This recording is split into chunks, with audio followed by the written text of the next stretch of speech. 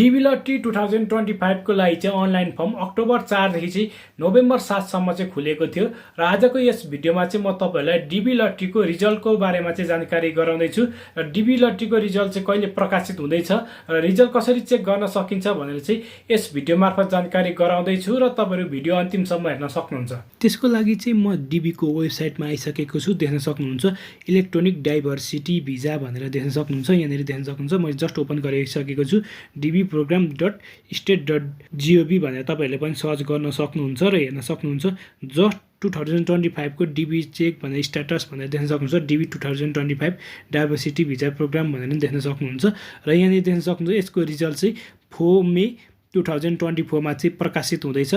मे 4 2024 मा र तपाईहरुको भिडियोको स्क्रिनमा पनि देख्न सक्नुहुन्छ।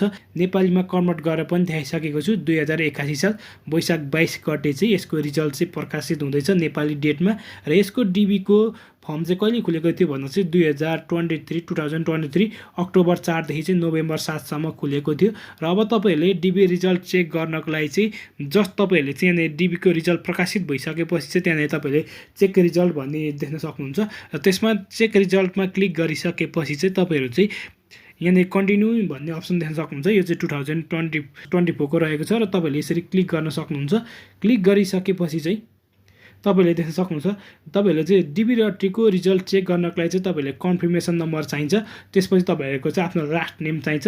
त्यसपछि डेट अफ बर्थ चाहिन्छ र तपाईहरुले चाहिँ यहाँ क्याप्चा फिल गरेर चाहिँ सबमिट गरिसकेपछि तपाईहरुले चाहिँ रिजल्ट तपाईको चाहिँ पर्यो कि परेन, डिबी पर्यो कि परेन भनेर चाहिँ सजिलैसँग रिजल्ट पनि चेक गर्न सक्नुहुन्छ। साथीहरु केही समस्या छ भने कमेन्ट बक्समा कमेन्ट गर्न सक्नुहुन्छ र डिबी लट्टी 2025 को चाहिँ अपडेटको भिडियो रहेको थियो र आजको भिडियो चाहिँ यति नै रहेको छ। साथीहरु धन्यवाद।